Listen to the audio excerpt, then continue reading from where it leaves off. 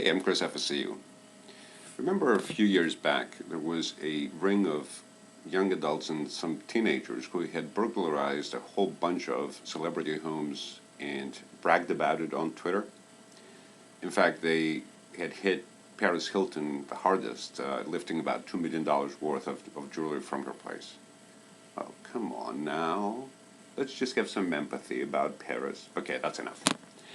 So, a few days ago, I'm talking to my daughter, and this came about in discussion. She says, "Yeah, Dad, there is a movie out there that was just released this summer. It's called The Bling Ring, and it's all about that."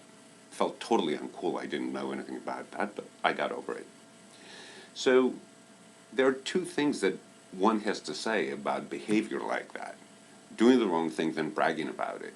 One is that there's no price given to stupidity, and two, you can't fix stupid, but you can prevent it.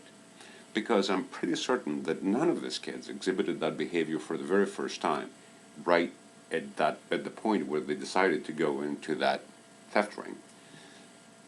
They must have exhibited signs like that earlier at home that were missed by parents, family, all adults around them. So, how do you prevent something like that? Well, as parents, we need to stay vigilant. All kids want to have things that don't necessarily belong to them, but that doesn't mean that they can have them without permission. It certainly does not mean that they can go out and steal them. We all have done it. We all know people who did it. Maybe our own kids have done it. I'm quite certain that they did that. Some kids will respond to some kind of firm reprimand, but most kids, especially younger ones, and that's the age when they first exhibit that kind of behavior, they respond better when they are given a dose of their own medicine. Here's what happened to me and my daughter. My daughter was very much into Barbies, and of course, every one of her friends was into them as well. So we're visiting friends for dinner, and their daughter was one of Persephone's closest friends. So, of course, her Barbies came out, and they were playing for the evening. The next day, we're at home, and I see a Barbie I didn't recognize. I was pretty much of a connoisseur of Barbies at that point, you see, because my daughter had 12, and if it was up to her, she would have had twice as many. But I didn't recognize that particular one because of the way she was dressed. I questioned her.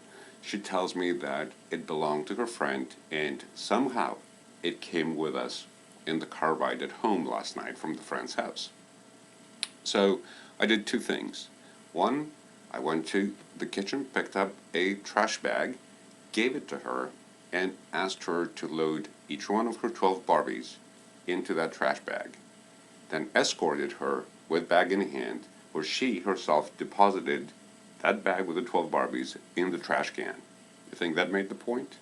It got better. Then I had her call the friend's parents and admit to them that she actually lifted that Barbie. It was the wrong thing to do, and she will never do it again. So the point was, she felt the embarrassment.